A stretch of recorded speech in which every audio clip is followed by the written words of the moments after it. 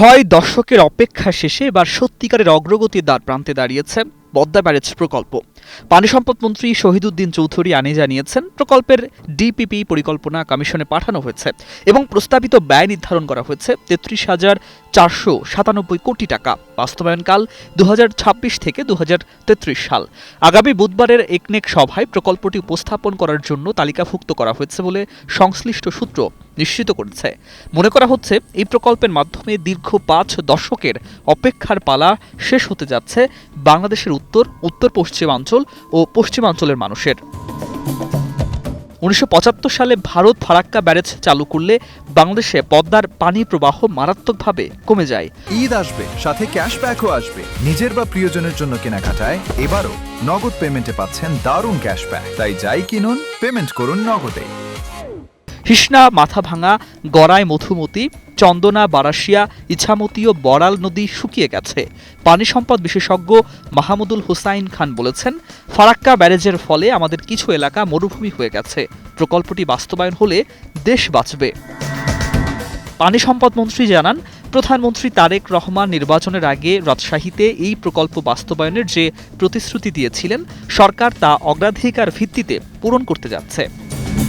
প্রকল্পের কারিগরি বিবরণ বিশ্লেষণ করে দেখা গেছে, এই কর্মযজ্ঞের কেন্দ্রে থাকবে রাজশাহীর কাছে পদ্মা নদীতে ২.১ কিলোমিটার দীর্ঘ মূল ব্যারেজ, যেখানে থাকবে ৭৮টি সিম্পল ওয়ে গেট, ১৮টি আন্ডার স্লুইস, ২টি ফিশ পাস ও নেভিগেশন লক। গড়াই ও মধুমতি নদীতে ১৩৬ কিলোমিটার ড্রেজিং এবং হিসনা নদীতে ২৪৬ কিলোমিটার পুনর্খনন করা হবে। এছাড়া ১৩৩ মেগাওয়াট জলবিদ্যুৎ উৎপাদনের সম্ভাবনাও দেখানো হয়েছে।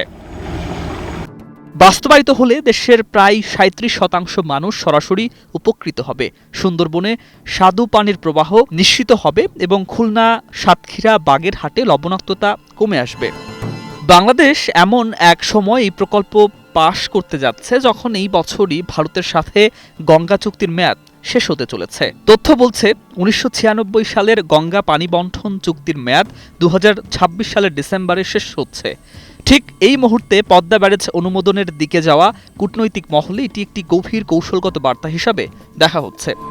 পানি সম্পদ বিশেষজ্ঞরা স্বীকার করেছেন, ভারতের সঙ্গে প্রকল্পের কিছু বিষয় আছে।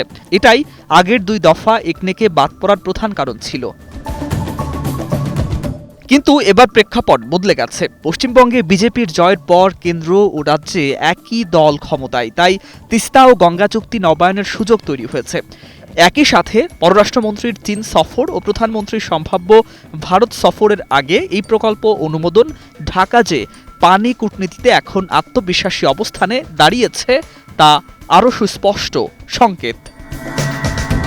তবে প্রকল্পটি নিয়ে উৎসাহের পাশাপাশি সতর্কতাও আছে।